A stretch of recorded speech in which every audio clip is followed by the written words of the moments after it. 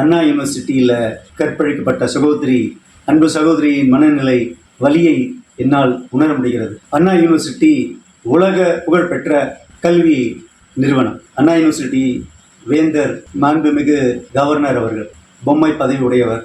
முழு அதிகாரம் யூனிவர்சிட்டிக்கு தான் இருக்குது. யூனிவர்சிட்டி மட்டும்தான் அவரோட முழு அதிகாரத்தின் கீழ் வருது. மற்றபடி அவர் பொம்மை தான். அவருக்கு எந்த ஆளுமையோ ஆட்சியோ அதிகாரமோ நிச்சயமா எதுவும் கிடையாது. He is a postman. அந்த போஸ்ட்மேன் கிட்ட இருக்கிற ஒரே அதிகாரம் என்ன தெரியுங்களா? யூனிவர்சிட்டிக்கு வைஸ் சேர்மன். அண்ணா யூனிவர்சிட்டிக்கு வைஸ் சேர்மன்.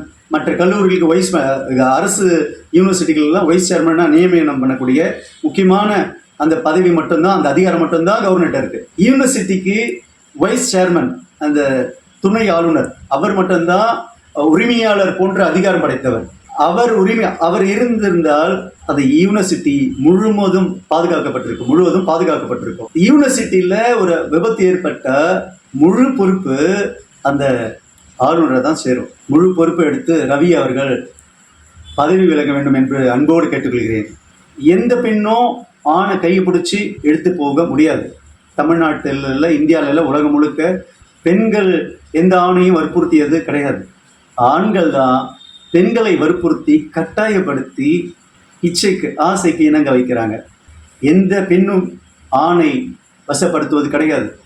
அந்த புதருக்கு அழைத்து சென்று விபரீத விளையாட்டில் ஈடுபடும் போது அந்த துரோகிக்கும் அந்த நண்பனுக்கும் உள்ள ஏதோ ஒரு ஒப்பந்தமாக கூட இருக்கலாம். ஃபைனல் இயர் படித்து கொண்டிருக்கும் அந்த மாணவன் விசாரிக்கப்பட வேண்டும்.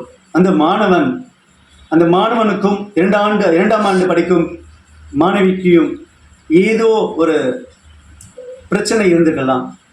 கல்லூரி முடிஞ்ச இவர் ஊருக்கு போகலாம், என்னை கல்யாணம் பண்ணிக்கோ, என்னை விட்டு போயிடாதுன்னு அந்த சகோதரி அவரிடம் மன்றாடி இருக்கலாம்.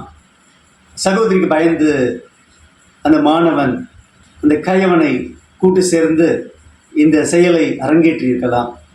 இது யாரையும் கொலைப்படுறதுக்காகவோ சிரமப்படுத்துறதுக்காகவோ கஷ்டத்துக்காகவோ சொல்லலை.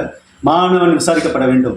தனி மெஜாரிட்டியில் ஆட்சி அமைச்சிருக்கிற நம்ம மாண்புமிகு முதலமைச்சர் பொற்கால பொற்கால ஆட்சி நடத்தி வருகின்றார். அவர்கள் புண்ணான திட்டங்கள் அவர் அறிவு சுரங்கத்தில் இன்னும் மக்களுக்கான திட்டங்கள் ஏகபோகமாக இருக்கிறது. அவர் அள்ளி அள்ளி தர காத்து கொண்டிருக்கிறார். அவரை நாம் தொந்தரவு செய்யாமல் ஆட்சியை நாம் கலங்கப்படுத்தாமல் அனைவரும் ஒன்று சேர்ந்து தமிழ்நாடு என்னும் தங்க தேரை இழுத்து வர, தமிழ்நாடு மக்கள் முன்னேற, தமிழ்நாடு மக்கள் மகிழ்ச்சியுற அனைவரும் ஒன்று சேர்ந்து அரசுக்கு ஆதரவு கொடுங்கள். அன்போடு கேட்டுக்கொள்கிறேன். பிரச்சாரத்துக்கு 3 மாதம் தேர்தல் அதிகாரிகள் வாய்ப்பு அளிப்பார்கள். அந்த நேரத்தில் தலைவருக்கு என்னென்ன தெரியவில்லை என்றாலும் அப்போது பிரச்சாரம் செய்யுங்கள். உங்களை மக்கள் கொண்டு விட்டால், நீங்கள் ஸ்டார் கேண்டிடேட்டாக இருந்தால், மக்கள் உங்களை நேசிக்கிறதா இருந்தால், அன்னைக்கு மக்கள் சொல்லுவாங்க, நான் தலைவருக்கெல்லாம் முதலமைச்சருக்கு நிறைய தோல் கொடுத்தாங்க, மக்களுக்கு இவ்வளோ செஞ்சுன்னு பிரச்சாரம் பண்ணுங்க, மக்கள் உங்களுக்கு டெபாசிட் வாங்க வைக்கட்டும், முதலமைச்சர் ஆகட்டும். 3 மாதம் இருக்குது, இல்லை ஒரு 6 மாதம் கூட எடுத்துங்க.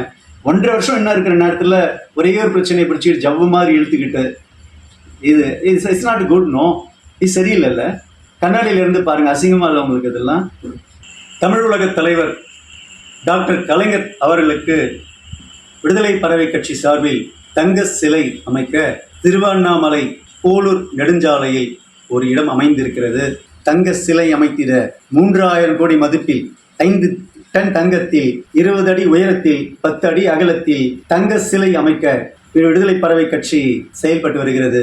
அன்புக்கினிய மக்களே, கலைஞர் அவர்களுக்கு எதற்கு தங்க சிலை, ஏன் தங்க சிலை என்ற பிரச்சார யுக்தியாக தமிழ்நாடு முழுவதும் ஒவ்வொரு கிராமந்தோறும், ஒவ்வொரு நகரந்தோறும், ஒவ்வொரு மாநகரந்தோறும், ஒவ்வொரு மாவட்டந்தோறும் கலைஞர் புகழை பாடி மக்களிடம் கலைஞரின் புகழை கூறி, திராவிட மாடல் ஆட்சியின் புகழை எடுத்து சொல்லி, கலைஞர் அவர்களுக்கு சிலை வடிக்க 3000 கோடி திரட்டி தலைவர் அவர்களுக்கு உலகமே வியக்கும் வண்ணம் அதிசயங்களில் மிகப்பெரிய முதன்மை அதிசயமாக 5 டன் தங்கத்தில் தலைவர் அவர்களுக்கு, டாக்டர் கலைஞர் அவர்களுக்கு, முத்தமிழ் அறிஞர் அவர்களுக்கு தங்கத்திலே சிலை அமைக்க விடுதலை பறவை கட்சி அயராது பாடுபட்டு வருகிறது.